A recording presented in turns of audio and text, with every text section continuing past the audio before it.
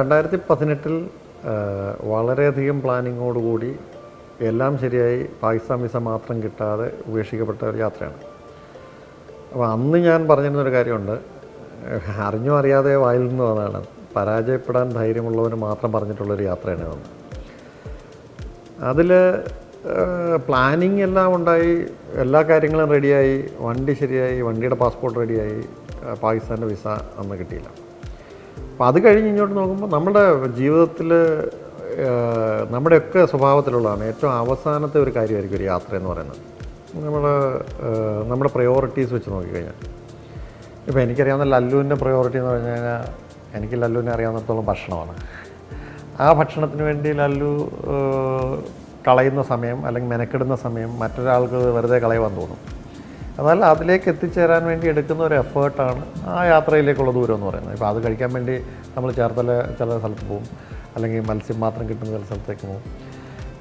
ആ ഒരു രീതിയാണ് ഒരു യാത്രയ്ക്കുള്ളത്. അപ്പോൾ പ്രയോറിറ്റി എന്ന് പറയുന്നത് നമ്മുടെ ജീവിതത്തിൽ എന്നാൽ നമുക്ക് മാറ്റിവെക്കാൻ പറ്റുന്ന എല്ലാ കാര്യങ്ങളും കഴിഞ്ഞിട്ട് അവസാനത്തെ സാധനമാണ് മലയാളിക്ക് യാത്ര എന്ന് പറയുന്നത്. ആ ഒരു കോൺസെപ്റ്റിനെ പൊളിക്കുക എന്നുള്ളതായിരുന്നു എൻ്റെ ആദ്യം മുതലുള്ള ശ്രമം. യാത്ര ചെയ്യാൻ വേണ്ടി എന്ന് പറഞ്ഞാൽ എങ്ങനെ വേണമെങ്കിലും ഒരു ചെറിയ യാത്ര പോകും. ആ സ്ഥിരമായി ആളുകൾ പോകുന്ന വഴി അല്ലാതെ, സ്ഥിരമായ ആളുകൾ പോകുന്ന പാറ്റേൺ അല്ലാതെ ഒരു പുതിയ രീതിയിലുള്ള യാത്ര എന്നുള്ളതാണ് ആഗ്രഹിച്ചത്. ഇപ്പം ഞാൻ കാണുന്ന കാഴ്ചയായിരിക്കത്തില്ല ഒരേ യാത്രയിൽ ഒരേ വിൻഡോയിലൂടെ നോക്കുമ്പോൾ ഒരു ബസ്സിലുള്ള ആളുകൾ കാണുന്ന യാത്രകളുടെ കാഴ്ചകൾ പലതും വ്യത്യസ്തമായിരിക്കും. ഇപ്പോൾ സന്തോഷ് ജോർജ് കുളങ്ങര കണ്ടിരിക്കുന്ന യാത്രയും എൻ്റെ യാത്രയും അല്ലെങ്കിൽ ബൈജു നായരുടെ യാത്രയും തമ്മിലൊക്കെ ഒത്തിരി വ്യത്യാസമാണ്. ബൈജുവിന് ഏറ്റവും താല്പര്യം എന്ന് പറയുന്നത് ഒരു പക്ഷേ വണ്ടികളായിരിക്കും. അപ്പോൾ അതിലേറ്റവും കൂടുതൽ ശ്രദ്ധിക്കുന്ന വണ്ടികൾ അല്ലെങ്കിൽ അതിൻ്റെ ഗതാഗതം. സന്തോഷ് ജോർജ് കുളങ്ങരയുടെ പാറ്റേൺ നമുക്കറിയാം. അപ്പോൾ എനിക്ക് ഇഷ്ടപ്പെട്ട ഒരു രീതി എന്ന് പറയുന്നത് അതിൽ നിന്ന് വ്യത്യസ്തമായിട്ടുള്ളതായിരിക്കും. ഉദാഹരണത്തിന് ഞാൻ പരമാവധി ഹൈവേകൾ ഒഴിവാക്കി നാട്ടിൻപുറങ്ങൾ ഇടയ്ക്കിടയ്ക്ക് പിടിക്കും. അത് നമുക്കറിയാം, ഒരു ദിശ ഇന്നടത്തേക്കാണ് നമ്മൾ പോകുന്നത്, ഒരു ദിക്കുണ്ട്, നമുക്ക് ഒരു തലയിലൊരു കോമ്പസ് ഉണ്ടെന്ന് പറയാം. അപ്പോൾ നമ്മൾ ആ ദൂരത്തേക്കുള്ള ഒരു ഏകദേശ ദൂരം കണക്കാക്കിയിട്ട് പോകുമ്പോൾ അതിൽ നിന്ന് ഇടത്തേക്ക് തിരിഞ്ഞാൽ പിന്നെ നമ്മൾ തിരിച്ച് വലത്തേക്ക് കയറിയാൽ ഇതിൽ തന്നെയാണ് കയറുന്നത് നമുക്കൊരു ധാരണയുണ്ട്. അപ്പോൾ അതിൽ നമ്മൾ കാണുന്ന കാഴ്ച ജീവിതത്തിൽ ഒരിക്കലും ഇനിയും കാണാൻ സാധ്യതയില്ലാത്ത കാഴ്ചയാണ്. അങ്ങനെ ഒട്ടേറെ കുട്ടികളെ കണ്ടു, ഒട്ടേറെ ഗ്രാമങ്ങൾ കണ്ടു. ലീഗലി അല്ലാതെ ഞാൻ ഒരു രാജ്യത്തുനിന്ന് മറ്റു രാജ്യത്ത് കടന്ന് തിരിച്ച് അതേ വഴിക്ക് തിരിച്ച് കയറേണ്ടി വന്നു. അത് രസകരമായ ഒരു സാധനമാണ്. ഉസ്ബെക്കിസ്ഥാനും കിർഗിസ്ഥാനും തമ്മിലുള്ള അതിർത്തിയിൽ ആളുകൾക്ക് സഞ്ചരിക്കാൻ തുറന്നിട്ടിരിക്കുന്നൊരു വഴിയാണ്. ഇപ്പോൾ അതല്ലെങ്കിൽ നേപ്പാളിലെ കഥ പോലെ തന്നെയാണ്. നേപ്പാളിൽ നിന്ന് ഇന്ത്യയിലേക്ക് കടക്കുന്ന ബീഹാർ ബോർഡറിൽ ഞാൻ എമിഗ്രേഷൻ ഓഫീസ് എവിടെയാണ് തപ്പിപ്പിടിച്ച് പോയാൽ സ്റ്റാമ്പ് ചെയ്തത് എന്ന് പറഞ്ഞാൽ അത്രയ്ക്ക് ഓപ്പണാണ് ബോർഡർ. അപ്പോൾ അതുപോലെയാണ് ഈ ബോർഡർ കിടക്കുന്നത്. ഇതിൽ ഞാൻ സഞ്ചരിച്ച് കഴിഞ്ഞ് അകത്ത് കയറി കഴിഞ്ഞിട്ടാണ് എനിക്ക് മനസ്സിലാവുന്നത് ഞാനിപ്പോൾ നിൽക്കുന്ന രാജ്യം വേറെയാണ്. അവിടുത്തെ ആളുകളോട് സംസാരിച്ച് വീണ്ടും തിരിച്ചിറങ്ങണം. കാരണം എനിക്കത് തിരിച്ചു വന്നില്ലെങ്കിൽ, സ്റ്റാമ്പ് എൻട്രി ചെയ്തില്ലെങ്കിൽ എനിക്ക് എക്സിറ്റ് ചെയ്യാതെ എനിക്ക് ചൈനയിലേക്ക് കടക്കാൻ ഒക്കത്തില്ല. അല്ലെങ്കിൽ ഞാൻ എങ്ങനെ ഈ രാജ്യത്ത് വന്നു എന്നൊരു ചോദ്യം വരും. അപ്പോൾ അത് ഉസ്ബെക്കിസ്ഥാനിലുള്ളവർക്ക് മാത്രമുള്ള ഒരു പാതയാണ്. അപ്പോൾ അത്തരത്തിലുള്ള വഴിതെറ്റലുകളിൽ എത്തിച്ചേർന്ന സംഭവങ്ങളുണ്ട് ഈ യാത്രയിൽ തന്നെ.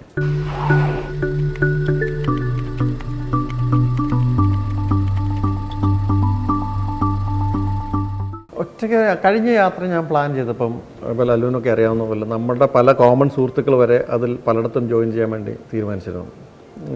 ഉദാഹരണത്തിന് ഗൾഫിൽ, ഇറാനിൽ വേലായുധൻ എന്ന് പറയുന്ന നമ്മുടെ സുഹൃത്ത് ജോയിൻ ചെയ്യാമെന്ന് വിചാരിച്ചിരുന്നു. പിന്നെ പൊളിറ്റിക്സിലുണ്ടായിരുന്ന 1-2 സുഹൃത്തുക്കൾ പലയിടത്തായിട്ട് ജോയിൻ ചെയ്തു. അതൊക്കെ പ്ലാൻ ചെയ്തിരുന്ന ഒരു ഘട്ടത്തിൽ നിന്ന് ആ ട്രിപ്പ് നടക്കാതെ പോയി. ഇപ്പോൾ ഇവരെല്ലാം ബ്ലോക്ക് ചെയ്തിരുന്ന അവധിയും കൂടാണ് ഞാൻ നശിപ്പിച്ചത്. ഞാനിപ്പോൾ വീണ്ടും അവരെ, അല്ലെങ്കിൽ ഇഷ്ടംപോലെ ആളുകൾ വരാൻ റെഡിയായിട്ട് ഉണ്ടെന്ന് എനിക്ക് തോന്നിയിരുന്നു. പിന്നെ എനിക്ക് ഉണ്ടായിരുന്ന ഒരു ആങ്സൈറ്റി എന്ന് പറയുന്നത് ഈ യാത്ര നടക്കുമെന്നുള്ളൊരു സംശയം എനിക്കുണ്ട്. തുടങ്ങുന്ന അന്ന് വരെ എനിക്കിത് നടക്കുമെന്ന് ഉറപ്പില്ല. തുടങ്ങിയതുപോലും ഞാൻ റിസ്ക് എടുത്താണ്. അന്ന് എനിക്ക് തുർക്ക്മെനിസ്ഥാൻ വിസ എനിക്ക് കിട്ടിയിട്ടില്ല. ഞാൻ ടർക്കിയിലെത്തുമ്പോഴാണ് എൻ്റെ തുർക്ക്മെനിസ്ഥാൻ വിസ പാസ്സായി വരുന്നത്. ഇനി ഇത് താമസിപ്പിക്കേണ്ട എന്നൊരു തീരുമാനത്തിൽ അങ്ങ് തുടങ്ങിയതാണ്. അപ്പോൾ എൻ്റെ മനസ്സിലുള്ള അന്നേരത്തെ ധൈര്യം എന്ന് പറയുന്നത്, ഇനി തുർക്ക്മെനിസ്ഥാൻ തന്നില്ലെങ്കിൽ പോലും അതിൻ്റെ ഇപ്പുറത്ത് കസാക്കിസ്ഥാൻ വഴി ഒരു വിസ എടുത്താൽ എനിക്ക് പോകാൻ പറ്റുന്ന ഒരു സാഹചര്യം ഉണ്ടെന്നുള്ളൊരു തോന്നലുണ്ട്. ഇല്ലെങ്കിൽ ജോർജിയ വഴി എടുക്കാം. ഓൾട്ടർനേറ്റ് റൂട്ട്സൊക്കെ അതൊക്കെ ഈ വിസ ഇപ്പോൾ കിട്ടും. നമ്മളുടെയൊക്കെ വിസ ഇപ്പോഴത്തെ ഒരു അഡ്വാൻസ്ഡ് വിസ സിറ്റുവേഷൻ വെച്ചിട്ട്. അപ്പോൾ അങ്ങനെ തുടങ്ങുമ്പോൾ നമ്മൾ മറ്റുള്ളവരെ കൂടെ കൊണ്ടുപോകാൻ പറ്റുന്ന ഒരു സിറ്റുവേഷൻ. അവരുടെ ഡേറ്റുകൾ ബ്ലോക്ക് ചെയ്താൽ ആ കറക്റ്റ് ഡേറ്റിന് പോകാനൊക്കത്തില്ല.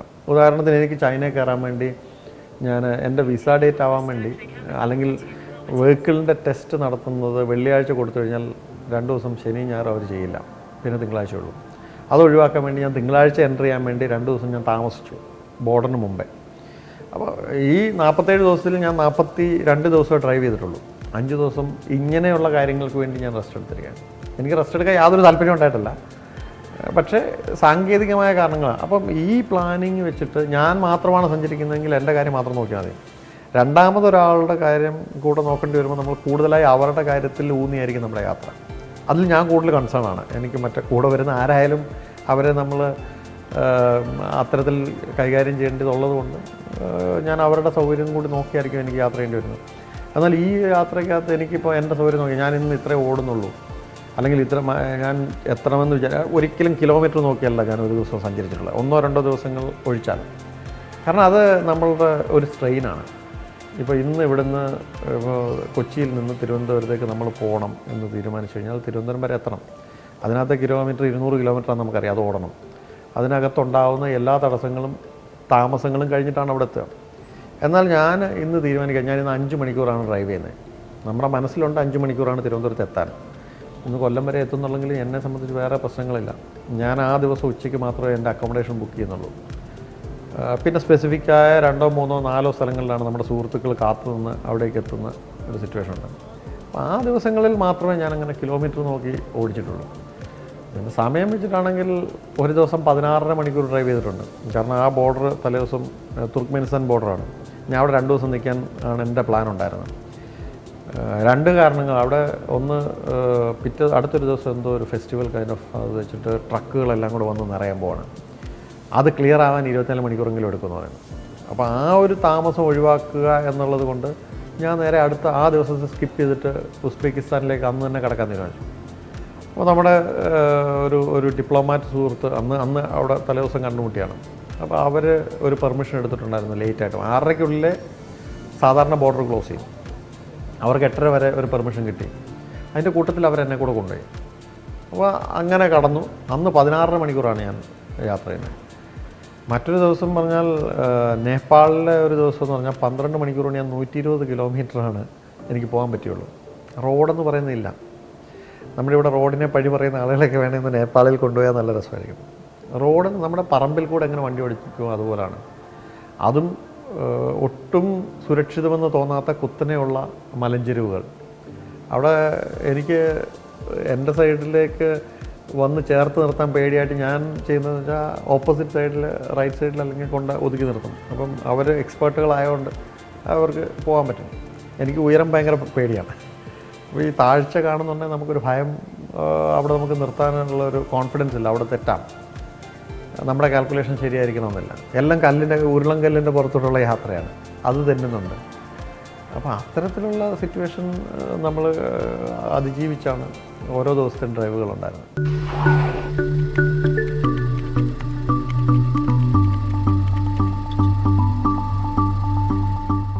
പക്ഷെ ഒന്ന് കിർഗിസ്ഥാനിലെ കുതിരകൾ, അത് ഒരിക്കലും നമുക്ക് ഇനി മാഞ്ഞു പോകത്തില്ല. 2 ഈ ഭൂകമ്പബാധിത പ്രദേശങ്ങളിലെ ഇടിഞ്ഞു പൊളിഞ്ഞു കിടക്കുന്ന കാഴ്ചകൾ, അതും ഒട്ടും മാഞ്ഞു പോകുന്നതല്ല. ഏറ്റവും മനോഹരമായ കാഴ്ച എന്ന് പറഞ്ഞാൽ മേഘങ്ങൾ നമ്മളുടെ ദേഹത്തുകൂടെ പാഞ്ഞു പോകുന്ന ടിബറ്റ്. നമ്മൾ മേഘത്തിനകത്താണ് നിൽക്കുന്നത്. നിമിഷ നേരം കൊണ്ട് വന്ന് മൂടും, അതിങ്ങനെ പോവും. ഏറ്റവും ഉയരത്തിലാണ് നമ്മൾ നിൽക്കുന്നത്. അവിടെ നിന്ന് നോക്കിക്കഴിഞ്ഞാൽ കാണുന്ന ഓരോ കാഴ്ചയും ഇപ്പം മനസ്സിലുണ്ട്. എങ്ങോട്ട് തിരിഞ്ഞാലും ഭയങ്കര വിഷ്വലാണ്. ഓരോ ഫ്രെയിം വെക്കുന്നത് ഏറ്റവും നല്ല സിനിമയിലെ ഏറ്റവും നല്ല ഫ്രെയിമുകളാണ് നമുക്ക് എൻ്റെ മനസ്സിൽ നിൽക്കുന്നത്. ടിബറ്റ് ഭയങ്കര അസാമാന്യമായ ഭംഗിയുള്ള ഒരു രാജ്യമാണ്. ചൈനയുടെ ഭാഗമാണ്, രാജ്യമെന്ന് നമുക്ക് പറയാൻ പറ്റില്ല. എങ്കിൽ പോലും ഇപ്പം ചൈനയിൽ എനിക്കുണ്ടായ ഒരു ഗുണമെന്ന് പറഞ്ഞാൽ, ചൈന ഭയങ്കര മോണിറ്റർ ചെയ്യുന്ന 2 സ്ഥലങ്ങളാണ്. 4 സ്വയം ഭരണ പ്രദേശങ്ങളാണ് ചൈനയിലുള്ളത്. ഭയങ്കര ഇപ്പം സിങ്ജിയാങ് എന്ന് പറയുന്ന പ്രവിശ്യയാണ്. അവിടെ അതിൻ്റെ ഒരു പ്രധാന ടൗണായ കഷ്ഗറിലാണ് ഞാൻ ആദ്യമായി കിർഗിസ്ഥാനിൽ നിന്ന് കയറുന്നത്. സിങ്ജിയാങ്ങിൻ്റെ പ്രത്യേകത എന്ന് പറഞ്ഞാൽ അൽ-ഖ്വയ്ദ ഒരു കാലഘട്ടത്തിൽ കൈയടക്കി വെച്ചിരുന്നു എന്ന് പറയപ്പെടുന്ന സ്ഥലമാണ്, അല്ലെങ്കിൽ അവരുടെ പ്രസൻസ് ഉണ്ടായിരുന്ന സ്ഥലമാണ്. ഈ പ്രവിശ്യയുടെ മാത്രം പ്രത്യേകത എന്ന് പറഞ്ഞാൽ 8 രാജ്യങ്ങളുമായി അതിർത്തി പങ്കിടുന്ന ഒരു സ്റ്റേറ്റാണ്. 8 രാജ്യങ്ങളുടെ അതിർത്തി പങ്കിടുക എന്ന് പറയുമ്പോൾ ഈ സ്ഥാനങ്ങൾ മുഴുവൻ ഇതിൻ്റെ ചുറ്റുമാണ് കിടക്കുന്നത്. അപ്പോൾ അവർ ഉഗൈർ എന്ന് പറയുന്ന ഒരു വംശജരാണ്. അവർ പോലെ തന്നെയാണ് ഈ ടിബറ്റിനും ഒരു സ്വയംഭരണ പ്രദേശമാണ്. ഈ 2 പ്രദേശത്തും മാക്സിമം ചെക്കിംഗ് ആണ്. അവരവിടുത്തെ ലോ ആൻഡ് ഓർഡർ അവരുടെ കൈപ്പിടിയിലാക്കിയിരിക്കുന്നത് എങ്ങനെയെന്ന് നമുക്ക് കാണാം. നമ്മൾ പെട്രോൾ അടിക്കാൻ പമ്പിലേക്ക് കയറണമെങ്കിൽ നമ്മുടെ ID കൊടുക്കണം. കൂടെ ഗൈഡുണ്ട് എനിക്ക്. അവിടെ ഗൈഡിൻ്റെ ഫേസ് സ്കാൻ ചെയ്യാതെ അകത്ത് കയറാൻ പറ്റില്ല. ഇന്ന സ്ഥലത്തുനിന്ന് ഇന്ന സ്ഥലത്തേക്ക് എടുക്കുന്ന ദൂരത്തിന് ഒരു സമയമുണ്ട്. ചില സ്ഥലങ്ങളിൽ നമ്മൾ സ്റ്റോപ്പ് ചെയ്യാൻ പാടില്ല. ആ സ്ഥലങ്ങളിൽ അത് ഹൈ സെക്യൂരിറ്റി ഏരിയ ആയിരിക്കാം. ആ സ്ഥലങ്ങളിൽ നിന്ന് ഈ സ്ഥലത്തേക്ക് ഒരു പേപ്പർ, ഒരു സ്ലിപ്പുണ്ട്, അതിൽ പെൻസിലുകൊണ്ട് ടൈം മാർക്ക് ചെയ്തിട്ടുണ്ട്. നമ്മൾ ആ സ്ഥലത്തുനിന്ന് ഇവിടെ എത്താൻ എടുത്തേക്കുന്ന സമയം അതിൽ മാർക്ക് ചെയ്യപ്പെടും. അപ്പോൾ അത് അത്തരത്തിൽ സിസ്റ്റമാറ്റിക്കായിട്ടാണ് അവർ കൊണ്ടുവന്നത്. പക്ഷേ അവിടുത്തെ ഡെവലപ്മെൻ്റ് എന്ന് പറഞ്ഞാൽ നമ്മൾ യൂറോപ്പിനോട് കിടപിടിക്കുന്ന അതല്ലേ അതിന് മുകളിലേക്കുള്ള ഡെവലപ്മെൻറ്റാണ്. റോഡുകൾ ഞാൻ 200 കിലോമീറ്റർ സ്പീഡിന് അപ്പുറത്തേക്ക് ഞാൻ ഓടിച്ചിട്ടുണ്ട്. അവിടെ അത്രയും പോയാൽ പോലും അറിയുന്നില്ല. അത്രയ്ക്ക് കൃത്യമായ റോഡുകൾ, ഒരു ചലനമില്ലാത്ത റോഡുകൾ. ഇൻഫ്രാസ്ട്രക്ചർ വൈസ് ഇപ്പം ടിബറ്റൻ മേഖലയിൽ അവർ മുടക്കിയിരിക്കുന്ന പൈസ ഗ്രാമങ്ങളങ്ങ് ഡെവലപ്പ് ചെയ്തിരിക്കുകയാണ്. അവരുടെ പഴയ ഗ്രാമത്തിൻ്റെ അവശിഷ്ടമൊക്കെ തൊട്ടപ്പുറത്തുണ്ട്. പക്ഷേ ഇവർക്ക് പുതിയ വീട്, പുതിയ സ്കൂള്, പുതിയ ആരോഗ്യ കേന്ദ്രം, എന്തിന് വേസ്റ്റ് മാനേജ്മെൻറ്റ് പോലും ഇപ്പോഴേ അവർ നോക്കി അവിടെ ചെയ്തിട്ടുണ്ട്. ടിബറ്റിലെ ആദ്യത്തെ 2 നിലയാണ് വീടെങ്കിൽ താഴത്തെ നില മൃഗങ്ങൾക്കുള്ള, അതിനാണ് പ്രയോറിറ്റി, അതിനാണ് ഏറ്റവും സെക്യൂറായി അവർ വെക്കുന്നത്. അതിന് മുകളിലാണ് ആളുകൾ താമസിക്കുന്നത്. അപ്പോൾ അത്തരത്തിലുള്ള എല്ലാ കാര്യങ്ങളും അറേഞ്ച് ചെയ്ത് വെൽ പ്ലാൻഡ് ഗ്രാമങ്ങളാണ് ഇപ്പം ടിബറ്റിൽ ഞാൻ കണ്ടത്. ഓരോ കാലാവസ്ഥയ്ക്ക് അനുസരിച്ച് ഇപ്പം ടർപ്പൻ എന്ന് പറയുന്ന ഒരു സ്ഥലമുണ്ട് ചൈനയിൽ.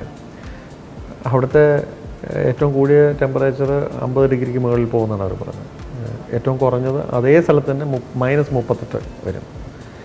ഇത്രയും വ്യത്യാസമുള്ളൊരു സ്ഥലത്ത് ലോകത്ത് ഏറ്റവും കൂടുതൽ ഉൽപ്പാദിക്കപ്പെടുന്ന ഉണക്കമുന്തിരി ആ ഭാഗത്തുനിന്നാണ്. അവർ ആ കാലാവസ്ഥയെ പോലെ യൂട്ടിലൈസ് ചെയ്തിരിക്കുകയാണ്. അതുപോലെ തന്നെ ഓരോ രാജ്യങ്ങളിൽ നിന്ന് ഓരോ രാജ്യത്തേക്ക് വരുമ്പോൾ ആ കാലാവസ്ഥയെ പ്രതിരോധിച്ചുകൊണ്ട് കൃഷി ചെയ്യുന്ന രീതികൾ ഭയങ്കര രസമുള്ള കാഴ്ചയാണ്. കളിമണ്ണ് കൊണ്ട് മൂടിയ ഗ്രീൻ ഹൗസുകൾ ഞാൻ കണ്ടിട്ടുണ്ട്. മരച്ചില്ലകൾ അല്ലെങ്കിൽ ഇലകൾ കൊണ്ട് മൂടിയ ഗ്രീൻ ഹൗസുകൾ കണ്ടിട്ടുണ്ട്. അങ്ങനെ ഒട്ടേറെ ഗ്രീൻ ഹൗസുകളുടെ വ്യത്യസ്തമായ രീതികൾ കണ്ടു. ഇതെല്ലാം ഉണ്ട്. ഇപ്പോൾ മെലനുകളുടെ നാടാണ് ഉസ്ബെക്കിസ്ഥാൻ. എനിക്ക് അറിയത്തില്ല.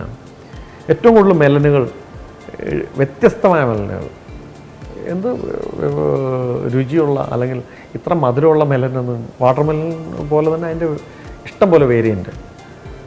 നമ്മുടെ മത്തങ്ങയുടെ രൂപത്തിലുള്ള മെലൻ വരെ ഭയങ്കര തേൻ പോലെ മധുരമുള്ള മെലൻ. അത്തരം മെലനുകളുടെ ഒരു വലിയ കൂട്ടം.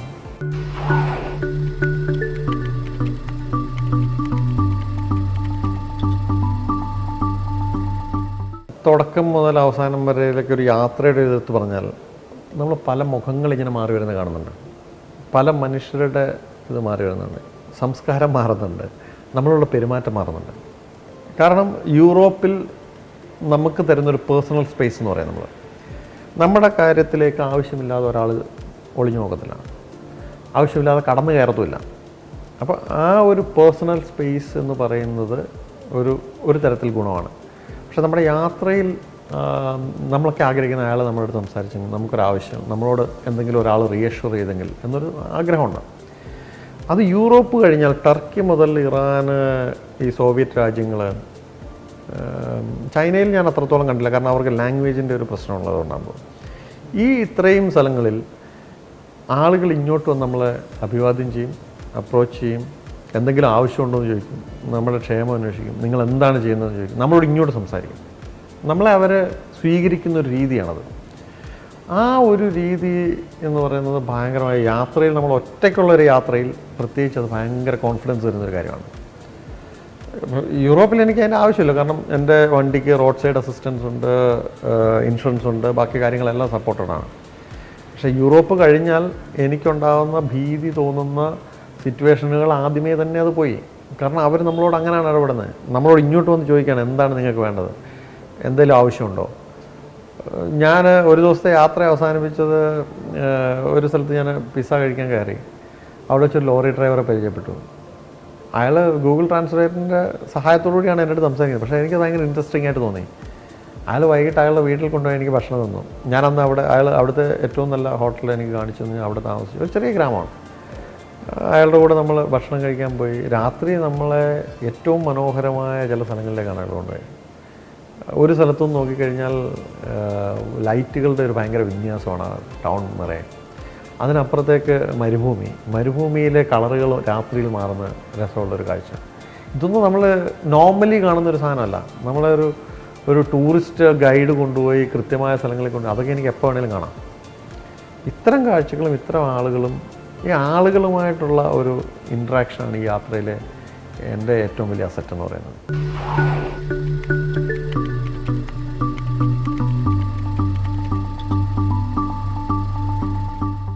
ഇറാൻ എനിക്ക് തോന്നിയത് നമ്മുടെ ഇവിടെയൊക്കെ പഴയ തറവാട് ക്ഷയിച്ച് കിടക്കുമല്ലോ, ആ ഒരു ഫീലിംഗാണ് എനിക്ക് ഇറാൻ നമ്മളൊക്കെ വിചാരിക്കുന്നതിന് അപ്പുറത്തേക്ക് അഡ്വാൻസ്ഡ് ആയിരുന്ന ഒരു രാജ്യമായിരുന്നു എന്ന് തോന്നുന്ന എല്ലാ കാര്യം അവിടെ ഉണ്ട്.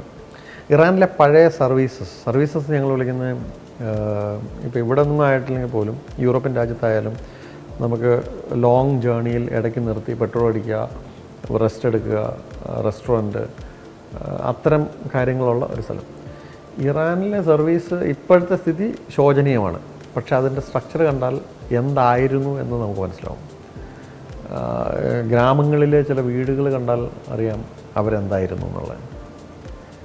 അവിടെ മുതൽ ഇങ്ങോട്ട് പറഞ്ഞാൽ സോവിയറ്റ് യൂണിയൻ്റെ പഴയ ഭാഗമായ ഇപ്പോൾ തുർക്ക്മെനിസ്ഥാൻ്റെ തലസ്ഥാനമായ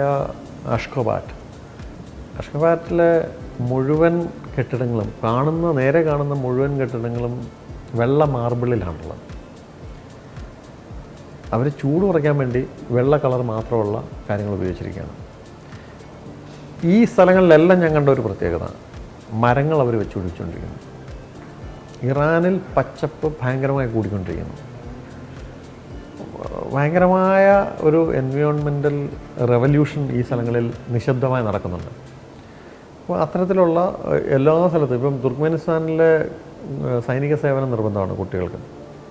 അപ്പം ഞാൻ കണ്ടൊരു കാര്യം, ഇവരുടെ പണി എന്താണെന്ന് വെച്ചാൽ തോക്കും കാര്യമൊക്കെ കയ്യിലുണ്ട്. ഇവർ ഈ മരങ്ങൾക്ക് വെള്ളം ഒഴിക്കുകയാണ് ഇവരുടെ പ്രധാന പണി. ഒരു സൈഡിൽ നിന്ന് അവരെ ഏൽപ്പിച്ചിരിക്കുകയാണ് ഇത്ര സാധനം. അപ്പോൾ സൈനിക സേവനം എന്ന് പറഞ്ഞാൽ യുദ്ധം മാത്രമല്ല, മറ്റ് ഒരു ഡിസിപ്ലിൻഡായ ഒരു രീതിയാണ്, ജീവിത രീതിയാണ്. ഞാൻ ചെയ്യേണ്ട കാര്യങ്ങളെക്കുറിച്ചുള്ള എൻ്റെ കടമകളിലേക്ക് എന്നെ ഓർമ്മപ്പെടുത്തുന്ന കാര്യമാണ്. അപ്പോൾ അത്തരത്തിലുള്ള കാര്യങ്ങളാണ് അവിടെ. തുർക്ക്മെനിസ്ഥാൻ്റെ ഗ്രാമങ്ങളിലേക്ക് പോയി കഴിഞ്ഞാൽ അവിടെയും റിച്ചാണ്. സിറ്റി മാത്രമല്ല, സിറ്റിയിലെ വീടുകളുടെ കാര്യത്തിൽ വലുപ്പത്തിൽ നമ്മുടെ നാട്ടിലെ പോലെ തന്നെ ഉള്ള വ്യത്യാസങ്ങളുണ്ട്. പക്ഷെ അവിടെ ഗ്രാമങ്ങളിലായാലും അവർക്ക് റിസോഴ്സസ് ഉണ്ട്. പെട്രോളിയം, ഇറാൻ കഴിഞ്ഞാൽ പെട്രോളിന് ഏറ്റവും വില കുറഞ്ഞ തരം ഞാൻ കണ്ടത് തുർക്ക്മെനിസ്ഥാനാണ്. 24 രൂപയും കണ്ടേ ഉള്ളൂ ഒരു ലിറ്ററിന്. അപ്പം അതുപോലെയുള്ള അവർക്ക് പെട്രോളിയം പ്രോഡക്ട്സ് ഉണ്ട്, കൂടാതെ ധാതുക്കളുണ്ട്. ഈ സ്ഥലങ്ങളിലെല്ലാം നമുക്ക് മണ്ണ് കണ്ട്, അല്ലെങ്കിൽ മലയുടെ കളർ കണ്ടു കഴിഞ്ഞാൽ അതിനകത്ത് എന്തൊക്കെയോ വേറെ ധാതുക്കളുണ്ടെന്ന് നമുക്ക് തന്നെ തോന്നും. അവർ റിച്ചാണ്, വളരെ റിച്ചാണ് അത്തരത്തിൽ. ഉസ്ബെക്കിസ്ഥാനിൽ ഭയങ്കരമായ കൃഷിയാണ് ഞാൻ കണ്ടത്. എല്ലാ സ്ഥലത്തും ഉള്ളി മുതൽ അല്ലെങ്കിൽ ഓരോ സാധനങ്ങളും അവിടെ നല്ല കൃഷി ഇപ്പോഴും നല്ല രീതിയിൽ നടക്കുന്ന.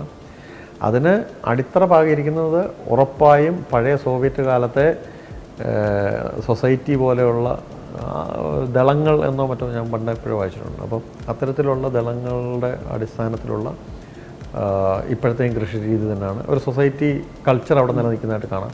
കാരണം പല ഫാമിലിയിൽ നിന്നുള്ള ആളുകൾ ഒന്നിച്ചു കൂടി അവർ കാര്യങ്ങൾ ഡിസ്കസ് ചെയ്യുന്നത് നമുക്ക് കാണാൻ പറ്റും. കൃഷിയിടങ്ങളിലേക്ക് മൂവ് ചെയ്യുന്ന ചാർട്ടുകൾ നമുക്ക് കാണാം. ഇന്ന കൃഷി ഇടം ഉഴാൻ പോകുന്നതിൻ്റെ ചാർട്ടുകൾ അതിൽ എഴുതിയിട്ടേക്കുന്നതാണ്. അത്തരത്തിലുള്ള ഒട്ടേറെ കാര്യങ്ങളാണ്. ജലസേചന കനാലുകൾ കണ്ടാൽ നമുക്കറിയാം ഇത് എത്രയോ വർഷങ്ങൾക്ക് മുന്നേ ഉണ്ടാക്കിയതാണ്. ഇപ്പോഴും കൃത്യമായി അവരത് യൂട്ടിലൈസ് ചെയ്യുന്നു. അവിടേക്കുള്ള പമ്പ് ബാക്കി സാധനങ്ങളെല്ലാം സബ്സിഡൈസ്ഡ് റേറ്റിൽ കൊടുത്തിരിക്കുന്നു. അപ്പോൾ കൃഷി എന്നുള്ളത് ഉസ്ബെക്കിസ്ഥാന് ഭയങ്കര കൂടുതലായിട്ടുണ്ട്. അവരുടെ കൾച്ചർ വളരെ പഴയ കൾച്ചറാണ്. പക്ഷേ അവരത് ഇപ്പോഴും കൊണ്ടു നടക്കുന്നുണ്ട്. ആ പൈതൃകത്തിലുള്ള പഴയ കെട്ടിടങ്ങളെല്ലാം നിലനിർത്തുന്നു. സമർഖണ്ഡിലായാലും താഷ്കണ്ടിലെ ലാൽ ബഹദൂർ ശാസ്ത്രിയുടെ സ്മാരകത്തിൽ ഞാൻ പോയി. ലാൽ ബഹദൂർ ശാസ്ത്രിക്ക് വേണ്ടി ഒരു റോഡുണ്ട്, അതിൻ്റെ ഇടതുവശത്തായിട്ട് മഹാത്മാഗാന്ധിയുടെ പേരിൽ വേറെ റോഡ്. അപ്പം ഇന്ത്യക്ക് അവർ തന്നിരിക്കുന്ന ഒരു പ്രാധാന്യം അവിടെ തന്നെ കാണാം. അത്തരത്തിലുള്ള അത് ഇന്ത്യക്കാരോട് ഭയങ്കരമായ സ്നേഹമാണ് അവർക്ക്, വളരെ വലിയ സ്നേഹം. ഇറാനിലായാലും ഈ സോവിയറ്റ് മേഖലയിലായാലും ഇന്ത്യക്കാരോട് ഭയങ്കരമായ സ്നേഹമാണ്.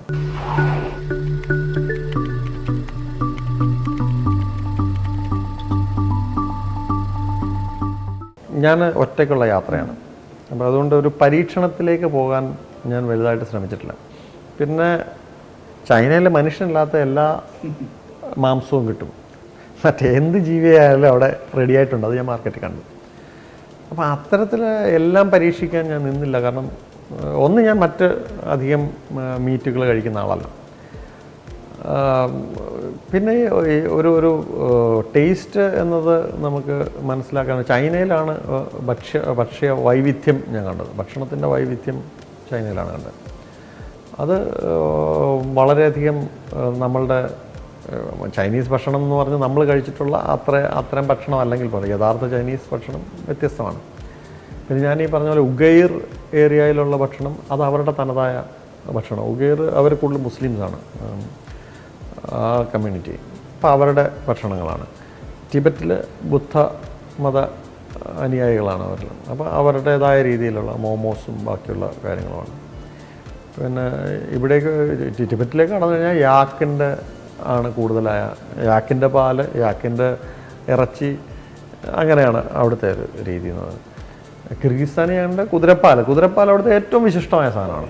നമുക്കൊരു എന്താ പറയുക, ഒരു സ്പെഷ്യൽ ഗസ്റ്റ് വന്നാൽ അവർക്ക് വേണ്ടി മാത്രമായി കുതിരപ്പാൽ മാറ്റി വെച്ചേക്കുന്ന രീതിയിലാണ് ഒരു കുതിരപ്പാൽ കൊടുക്കുന്നത്. അപ്പോൾ കുതിര ഇറച്ചി അവിടെ ഈ വന്ന പ്രദേശങ്ങളിൽ സുലഭമാണ്. കഴുതയുടെ ഇറച്ചി സുലഭമാണ്. ചൈനയിലാണ് കൂടുതലത്.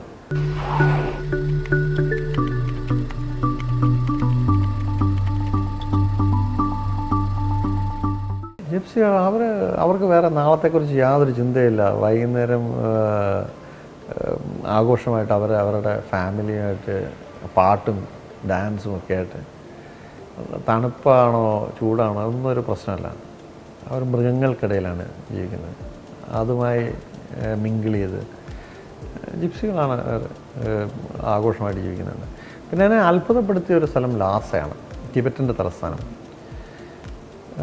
ഞാൻ ലാസ എന്നൊക്കെ കേട്ടപ്പോഴത്തേന് ബുദ്ധ മതം പിന്തുടരുന്ന ആളുകളുടെ സ്ഥലം, ഭയങ്കര ഡിസിപ്ലിൻഡായ സ്ഥലം. അതിന് മുന്നേ ഉള്ള ഒരു സിറ്റിയിൽ ഞാനൊരു ബുദ്ധക്ഷേത്രത്തിലൊക്കെ പോയി. അപ്പം പൊതുവേ എല്ലാം സൗമ്യരായ ആളുകൾ. ഇതൊരു നമ്മൾ ടിബറ്റിലെ സ്ട്രീറ്റിലേക്ക് ഇറങ്ങിയാലും അവർ വളരെ ഇന്ത്യക്കാരെ വളരെ ഇതിലാണ് കാണുന്നത്. ഡിസിപ്ലിൻഡായിട്ട് ആൾ പോകുന്നു. മൊത്തം കച്ചവട സ്ഥാപനങ്ങൾ, ആൻറ്റിക്സ് അല്ലെങ്കിൽ മാലകൾ, അങ്ങനെയുള്ള കച്ചവടങ്ങൾ, ചെറിയ ചെറിയ കച്ചവടങ്ങളൊക്കെ ആയിട്ട് അവർ ഹാപ്പിയാണ് എല്ലാവരും. അപ്പോൾ അതിൻ്റെ വേറൊരു ഭാഗത്തേക്ക് ചെന്നപ്പോഴത്തേന് മുഴുവൻ മോസ്റ്റ് മോഡേൺ പബ്ബുകളാണ്. യുവാക്കൾ മറ്റേ റാപ്പ് മ്യൂസിക്കും ഫാസ്റ്റ് ഡാൻസും ഫ്രീക്ക് ഡാൻസും ഒക്കെ ആയിട്ട് തെരുവിൽ, അതൊരു വേറൊരു ലോകം, അവരുടെ മാത്രമായിട്ടൊരു ലോകം.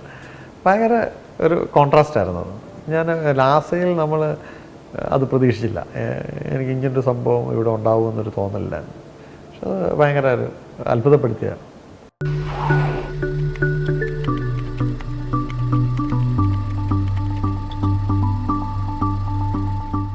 കേരളം എന്ന് പറയുന്നത് എല്ലാവർക്കും അറിയാം എന്നെനിക്ക് മനസ്സിലായി. ഇപ്പോൾ ആളുകൾക്ക് ഞാൻ എവിടെ നിന്നാണ്, ലണ്ടൻ ടു കേരള എന്നത് ആദ്യം നമ്മൾ ഒന്ന് റിമൈൻഡ് ചെയ്യേണ്ടി വരും. ഇന്ത്യയിലാണ് കേരള. ഓക്കെ, സൗത്തിലുള്ള കേരളം എന്നത് മിക്കവാറും എല്ലാവർക്കും സുപരിചിതമാണ്. ഒന്ന്, അതിനകത്ത് നമുക്ക് കേരള ടൂറിസത്തിനെ നമ്മൾ വളരെയധികം റെസ്പെക്റ്റ് ചെയ്യേണ്ടി വരും. കാരണം കേരള ടൂറിസം അത്രയേറെ പണിയെടുത്തിട്ടുണ്ടെന്നുള്ളത് എനിക്ക് അടിവരയിട്ട് പറയാൻ പറ്റും. കാരണം ആക്സിഡൻ്റലി ഞാനത് ശരിക്കും പറഞ്ഞാൽ വേണുചേട്ടനെ വിളിച്ച് പറയേണ്ടതാണ്. നമ്മുടെ പഴയ ചീഫ് സെക്രട്ടറി വേണുചേട്ടനെ അറിയുന്ന ഒരാളെ ഞാൻ ഉസ്ബെക്കിസ്ഥാനിൽ കണ്ടു. എന്ന് പറഞ്ഞാൽ എനിക്ക് വേണുചേട്ടനെ ഓർമ്മയുള്ളത് ഒരു 20 വർഷം മുന്നേ ഒരു 2-3 പെട്ടി നിറയെ ബ്രോഷറുമായിട്ട് വേൾഡ് ട്രാവൽ മാർട്ടിൽ ലണ്ടനിൽ വരുന്ന ഒരാളാണ്. അവിടെ നിന്ന് ഇങ്ങോട്ട് നോക്കിക്കഴിഞ്ഞാൽ സിംഗിൾ ഹാൻഡഡ്ലി എന്ന് തന്നെ ചിലപ്പോൾ പറയേണ്ടി വരും. വേണുചേട്ടൻ ഞാൻ ഏറ്റവും കൂടുതൽ ശ്രദ്ധിച്ചിട്ടുള്ളത് അദ്ദേഹത്തെയാണ്. അപ്പോൾ അതുപോലെ പണിയെടുത്ത് നമ്മൾ കേരള ടൂറിസത്തിന് ഒരു ഘട്ടം എത്തിയപ്പോൾ ഒരു 2015 നോക്കുകയാണെങ്കിൽ ഇന്ത്യ ടൂറിസത്തിൻ്റെ സ്റ്റോളിനേക്കാൾ വലുതായിരുന്നു കേരള ടൂറിസത്തിൻ്റെ സ്റ്റോള്. അത്രത്തോളം ഡെവലപ്ഡായി കേരള ടൂറിസം. നമ്മൾ മറ്റ് രാജ്യങ്ങളിലേക്ക് അത് എത്തിച്ചു. ഞാൻ ഇങ്ങനെ കേരളത്തിൽ നിന്നാണ് എന്നൊക്കെ പറഞ്ഞ് സംസാരിച്ച് വന്നപ്പം ഞാൻ WTM വരുമായിരുന്നു. ഒരു ഹോട്ടൽ റിസപ്ഷനിൽ നിൽക്കുന്ന ഒരാളാണ്. അയാൾ പറഞ്ഞു ഞാൻ WTM ഇൻ്റർകോണ്ടിനൽ ഹോട്ടലിലാണ്, WTM വരുമായിരുന്നു. അവിടെ ഞാൻ ഒരു കേരളത്തിൽ നിന്നുള്ള ആളെ കണ്ടിട്ടുണ്ട്, വേണു എന്നാണ് പേര് എന്ന് പറഞ്ഞപ്പം ഞാൻ ഫോട്ടോ എടുത്ത് കാണിച്ചു. ഞാൻ അവിടെ നിന്ന് വിളിക്കാൻ ശ്രമിച്ചു, പക്ഷേ കിട്ടിയില്ല. ഞാൻ ഫോട്ടോ എടുത്ത് കാണിച്ചപ്പോൾ പുള്ളിക്ക് ഭയങ്കര സന്തോഷം. ഞാൻ വേണുചേട്ടനോട് ഇതുവരെ പറഞ്ഞില്ല. അപ്പോൾ അത്രയ്ക്ക് കേരള ടൂറിസം അല്ലെങ്കിൽ കേരളം എന്നത് അറിയപ്പെടുന്നതിന് കേരള ടൂറിസത്തിന് വലിയൊരു പങ്കുണ്ട്.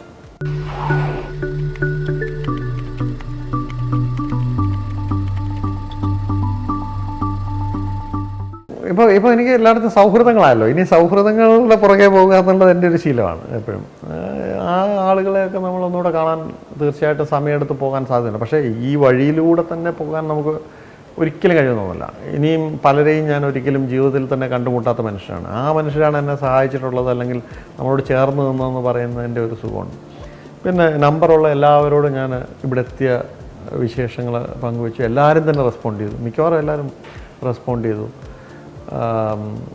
അപ്പോൾ ഒരു ബോണ്ട് അവിടെ ക്രിയേറ്റ് ചെയ്യപ്പെട്ടിട്ടുണ്ട്. നമ്മൾ മനുഷ്യനും തമ്മിലുള്ളൊരു ബന്ധമുണ്ട്. അത് വേറൊരു കാര്യത്തിനല്ലാതെ, ഒരാവശ്യത്തിനല്ലാതെ, അവർക്ക് നമ്മളോട് എന്തെങ്കിലും സഹായം വേണമെന്ന് ചോദിക്കേണ്ട ഒരാവശ്യമില്ല. ഒരാൾക്ക് ഒരു ട്രക്ക് ഡ്രൈവറിനെ നമ്മൾ നിർത്തി നിങ്ങൾ ഓക്കെ ആണോ എന്ന് അന്വേഷിക്കേണ്ട ഒരു കാര്യമില്ല. ഇതിലൊരു സ്റ്റിക്കറുണ്ട്, ഏതോരുത്തൻ ഒരു പരസ്യം ഒട്ടിച്ച് പോകുന്നു എന്ന് വിചാരിക്കാൻ വേണമെങ്കിൽ. അതിൽ ഞാൻ ഈ ട്രിപ്പ് ചെയ്തത് ക്യാൻസർ ബാധിതരായ കുട്ടികളെ സഹായിക്കാൻ വേണ്ടിയാണ്. നമ്മുടെ മലയാളികൾക്ക് അന്യമായ ഒരു ചാരിറ്റി സംസ്കാരമാണത്. അപ്പോൾ അതിനെക്കുറിച്ച് തന്നെ പല കോണിൽ നിന്ന് എൻ്റെ അടുത്ത സുഹൃത്തുക്കൾ വരെ വിമർശിച്ചിട്ടുണ്ട്. അതിന് ക്ലാരിറ്റി പോരാണ്. അത് നമുക്ക് നമ്മളതിനെക്കുറിച്ച് ഇതുവരെ നമ്മൾ ബോധവാന്മാരല്ലാത്തതുകൊണ്ടാണെന്ന് ഞാൻ പറയുന്നത്. ഇപ്പം UK നമ്മളിപ്പോൾ എൻ്റെ ബർത്ത്ഡേ ആണ്, ഞാൻ ഒരു 5000 മീറ്റർ നടക്കാൻ പോകുന്നു എന്ന് പറയുന്നതിന് ഒരു പോസ്റ്റ് സോഷ്യൽ മീഡിയയിൽ ഇട്ടാൽ അത് ഏത് ചാരിറ്റിയാണ് സപ്പോർട്ട് ചെയ്യാൻ പോകുന്നതെന്ന് വെച്ചാൽ അതിലേക്ക് പൈസ ഇടുന്ന ആളുകളുണ്ട് അവിടെ. അതവിടെ ഒരു കോമൺ കാര്യമാണ്. ഇപ്പം വലിയ തുകയൊന്നുമല്ല, മേ ബി 5 പൗണ്ടോ 10 പൗണ്ടോ 20 പൗണ്ടോ ഒക്കെ ആയിരിക്കും ഇടുന്നത്. ആ പൈസയുടെ വലുപ്പത്തില്ല, ആ പാർട്ടിസിപ്പേഷനില്ല. ഞാൻ നിങ്ങളോടൊപ്പമുണ്ട് എന്ന് പറയുന്നതാണ് ആ പാർട്ടിസിപ്പേഷൻ എന്ന് പറയുന്നത്. അത് നമുക്ക് ഇവിടെ പരിചിതമല്ല. ഞാനിവിടെ ചാരിറ്റി പ്രവർത്തകരായ ഒരാളെയും ഞാൻ നെഗറ്റീവായിട്ട് കാണുന്നില്ല. തട്ടിപ്പുകാരടക്കം ഉണ്ടായിരിക്കാം. ഞാൻ അതിനകത്ത് കാണുന്നത് അവർ മൂലം ഒരാൾക്കെങ്കിലും പ്രയോജനം കിട്ടുന്നുണ്ടെങ്കിൽ അതൊരു പ്രയോജനമാണ്. ചിലർ ഇപ്പം ആരുടെയും സമയം ഫ്രീ അല്ല. ഇപ്പോൾ ഇംഗ്ലണ്ടിലോ അല്ലെങ്കിൽ യൂറോപ്പിലോ നിങ്ങൾ ചാരിറ്റി വർക്ക് ചെയ്യുകയാണെന്ന് പറഞ്ഞാൽ നിങ്ങൾ ശമ്പളമോ അല്ലെങ്കിൽ നിങ്ങൾക്ക് അതിനുള്ള ബെനിഫിറ്റോ എടുത്തിട്ടാണ് നിങ്ങൾ ചെയ്യുന്നത്. ഇവിടെ അതല്ല. ഇവിടെ ഞാൻ എടുക്കാൻ ജനം സമ്മതിക്കത്തുമില്ല, അവരത് ചെയ്യുന്നുമില്ല. അത് എടുത്തിട്ട് തന്നെ ചെയ്യണമെന്നൊക്കെയാണ് എൻ്റെ പോളിസി. അതിനകത്തൊരു 20% ഒരു ഓവർ ഹെഡ്സ് അല്ലെങ്കിൽ ഒരു ഓഫീസ് റൺ ചെയ്യാനും ഒക്കെ ആളുകൾക്ക് ഇവിടെ എടുത്തിട്ട് അവരൊരു സിസ്റ്റമാറ്റിക്കായിട്ട് നിങ്ങളുടെ പൈസ വന്നത് ഇങ്ങോട്ട് പോയി എന്ന് കാണിക്കാൻ കഴിയണം. സുതാര്യമായിരിക്കണമെന്നേ ഉള്ളൂ. ആ സുതാര്യത ഇല്ലാത്ത ഒട്ടേറെ കാര്യങ്ങൾ ഇവിടെ നടക്കുന്നതുകൊണ്ടാണ് ഏതിനെയും മലയാളി സംശയത്തോടു കൂടി കാണുന്നത്. നിങ്ങളുടെ അയൽപക്കക്കാരനെ പോലും നിങ്ങൾ സംശയത്തോടു കൂടിയല്ലേ നോക്കുന്നത്, നിങ്ങളുടെ വീട്ടിലുള്ളവരെ സംശയത്തോടു കൂടിയല്ലേ നോക്കുന്നത്. ആ സംശയമില്ലായ്മ അതിൻ്റെ വരമ്പ് നേർത്തതാക്കുക എന്നുള്ളതാണ് നമ്മൾ ഇത്തരം യാത്രകൾ കൊണ്ട് അല്ലെങ്കിൽ ഇത്തരം ചാരിറ്റി ആക്ടിവിറ്റി കൊണ്ട് ചെയ്യുന്നത്. അപ്പോൾ ഇതിനകത്ത് എൻ്റെ അക്കൗണ്ടിലേക്കല്ല ഞാൻ പൈസ 1 രൂപ പോലും വാങ്ങിച്ചിരിക്കുന്നത്. ആ പൈസ നേരിട്ട് അവരുടെ അക്കൗണ്ടിലേക്കാണ് പോകുന്നത്. ഇപ്പോൾ ഇവിടെയുള്ള എൻ്റെ പല സുഹൃത്തുക്കളും പറഞ്ഞു അവർക്ക് ഇൻ്റർനാഷണൽ കാർഡ് ഇല്ലാത്തതുകൊണ്ട് അതിലേക്ക് പൈസ ഇടാൻ പറ്റുന്നില്ല. അതൊരു പേയ്മെൻറ്റ് ഗേറ്റ് വേ ആണ്, ഫേസ്ബുക്കിൻ്റെ തന്നെ പേയ്മെൻറ്റ് ഗേറ്റ് വേ ആണ്. അതുകൊണ്ട് ഡയറക്റ്റ്ലി അവർക്കാണില്ല. എത്ര ചെന്നു എങ്ങനെ ചെന്നു എന്നുള്ളത് എനിക്ക് പോലും കൃത്യമായിട്ട് അറിയത്തില്ല. അവർക്ക് പബ്ലിഷ് ചെയ്യണേ അവർ പബ്ലിഷ് ചെയ്യും. എൻ്റെ അറിവനുസരിച്ച് ഒരു 10-15 ലക്ഷം രൂപയ്ക്ക് കൂടുതൽ അവർക്ക് കിട്ടിയിട്ടുണ്ട്. ₹1 വന്നാൽ പോലും ഞാനതിൽ ഹാപ്പിയാണ്. ഞാനൊരു യാത്ര ചെയ്യുന്നു, അതിലെ ഈ യാത്രയുടെ പൈസ എടുത്ത് കൊടുത്ത് പോരെ എന്ന് ചോദിക്കുന്നവരുണ്ട്.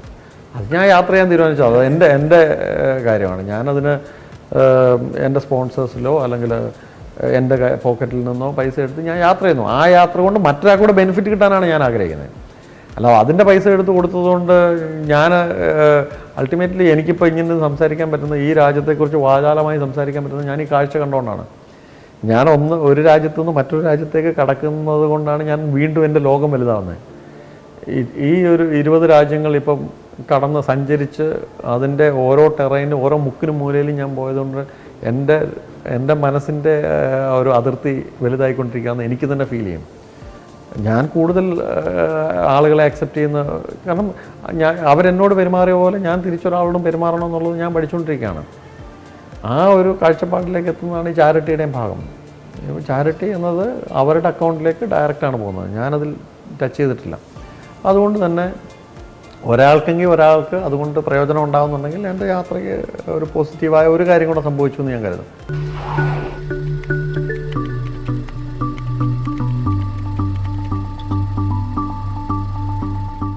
വണ്ടി ഞാൻ ചൂസ് ചെയ്യുമ്പോൾ, ആദ്യത്തെ യാത്രയ്ക്ക് ഞാൻ ചൂസ് ചെയ്യുന്ന സമയത്ത് ഉണ്ടായിരുന്ന ആരെങ്കിലും സ്പോൺസർഷിപ്പിലുള്ള വണ്ടി എടുക്കാം എന്നുള്ളതൊക്കെയായിരുന്നു ആദ്യത്തെ പ്ലാൻ. എന്നാൽ ഞാൻ ഇത്തവണത്തെ യാത്രയിൽ ഞാൻ ഈ വണ്ടി ഒരു 3-4 വർഷമായിട്ട് ഉപയോഗിക്കുന്ന വണ്ടിയാണ്. അപ്പോൾ അതുകൊണ്ട് തന്നെ എനിക്കിതിൻ്റെ മെറിറ്റ്സും ഡീമെറിറ്റ്സും കൃത്യമായി അറിയാം. അപ്പോൾ പുതിയ വണ്ടിയിൽ യാത്ര ചെയ്യുന്നതിനേക്കാൾ നല്ലത് എനിക്ക് അറിയുന്ന വണ്ടി യാത്ര ചെയ്യുന്നതാണ്. ഞാനതിന് പ്രത്യേകിച്ച് ചെയ്തതെന്ന് പറഞ്ഞാൽ മുഴുവൻ ടയറും വാങ്ങി, 5 ടയർ, ഒരു സ്റ്റെപ്പിന് ഇതുൾപ്പെടെ വാങ്ങി, പ്ലസ് ഒരു ബിസ്ക്കറ്റ് ടയറുണ്ട്, ചെറിയ ടയറുണ്ട്, അതും വാങ്ങി. അപ്പോൾ 6 ടയറുമായിട്ടാണ് യാത്ര. എന്ന് പറഞ്ഞാൽ ഒറ്റയ്ക്കായതുകൊണ്ട് തന്നെ അങ്ങനെ ഒരു, ഞാൻ ആകെ മെക്കാനിക്കൽ സൈഡിൽ ടയർ പഞ്ചറായാൽ മാറ്റാമെന്നല്ലാതെ എനിക്ക് യാതൊരു സാധനവും അറിയുന്ന ഒരാളല്ല. പിന്നെ കുറച്ച് സ്പെയർ ബൾബുകളും എടുത്തു വെച്ചിരുന്നു, അത് കമ്പനി സർവീസിന് പോയപ്പോൾ തന്നെ ചെയ്തതാണ്. ഞാൻ വോൾവോ XC60യിലാണ് യാത്ര ചെയ്യുന്നത്. ഇത്ര സ്റ്റേഡിയായ ഒരു വണ്ടി, കാരണം ഈ മരുഭൂമിയിലെ യാത്രയിൽ ക്രോസ് വിൻഡുകൾ ഭയങ്കര ഇമ്പോർട്ടൻ്റ് ആണ്. അതിൽ നല്ല സ്റ്റേബിളായിരുന്നു. മറ്റൊരു തരത്തിൽ ഇവിടെ എത്തുന്നവരെ ഒരു പഞ്ചർ പോലും ഉണ്ടായിട്ടില്ല. എനിക്ക് വണ്ടി എന്ന നിലയിൽ ഒരു തലവേദന എനിക്ക് തന്നിട്ടില്ല. 200 കിലോമീറ്റർ സ്പീഡിൽ കൂടുതലായി യാത്ര ചെയ്ത സ്ഥലങ്ങളുണ്ട്. ഞാൻ മുമ്പേ പറഞ്ഞ പോലെ നേപ്പാളിലെ ഒരു റോഡില്ലാത്ത വഴികളിലൂടെ, ടാറെന്താണെന്ന് അറിയാത്ത വഴികളിലൂടെ യാത്ര ചെയ്തിട്ടുണ്ട്.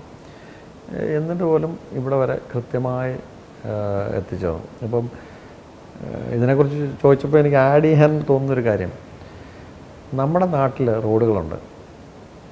നമ്മുടെ നാട്ടിലെ റോഡുകൾ ലോകത്തിലെ റോഡുകളോട് കിടപിടിക്കുന്ന റോഡുകളാണ്. ഞാൻ കേരളം എത്തുന്നതിന് മുമ്പ് കേരളത്തിലെ നമ്മളുടെ തിരക്കിനെ കുറിച്ചാണ് ഞാൻ പറയാൻ പറ്റുന്നത്. അവിടെ നിന്ന് ഇപ്പോൾ ബീഹാർ ബോർഡറിൽ നിന്ന് ഞാൻ ആദ്യം താമസിച്ച സ്ഥലം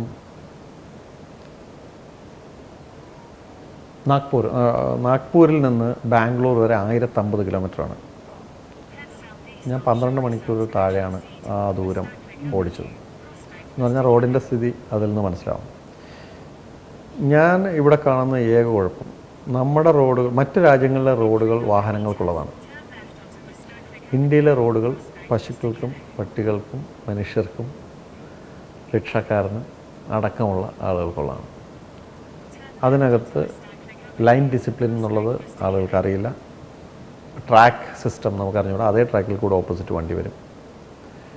ഇതാണ് നമ്മളുടെ പ്രശ്നം. ഇനി കേരളത്തിലേക്ക് കടന്നാൽ, കേരളത്തിലെ റോഡുകൾ കേരളത്തിലെ വ്യാപാര സ്ഥാപനങ്ങൾക്കുള്ള ഷോക്കേസുകളാണ്.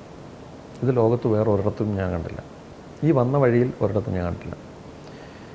ഇത് റോഡുകൾ സഞ്ചാരത്തിന് മാത്രമുള്ളതാക്കുന്ന സമയത്ത് കേരളത്തിലെ റോഡുകൾ ഡെവലപ്പ് ചെയ്യും, യാത്ര സുഗമമാവും. ഇവിടുത്തെ ഷോക്കേസ് സംസ്കാരം മാറാതെ നമ്മൾ വ്യാപാര സ്ഥാപനങ്ങൾക്ക് വേണ്ടിയുള്ള, ഇപ്പോൾ ഈ റോഡിൽ നിന്ന് 10 കിലോമീറ്റർ അപ്പുറത്താണ് ടൗണെങ്കിൽ വാങ്ങിക്കാനുള്ള ആളുകൾ എന്തായാലും അവിടെ പോയി വാങ്ങിക്കും. റോഡുകൾ സഞ്ചരിക്കാനുള്ള വാഹനങ്ങൾക്ക് മാത്രമായി മാറ്റിവെക്കപ്പെടാത്തിടത്തോളം, കേരളത്തിലെ ട്രാഫിക് സംസ്കാരം മാറാത്തിടത്തോളം നമ്മുടെ നാടിന് ഈ വരുന്ന റോഡുകൾ കൊണ്ട് യാതൊരു പ്രയോജനമുണ്ടെന്ന് ഞാൻ കരുതുന്നു.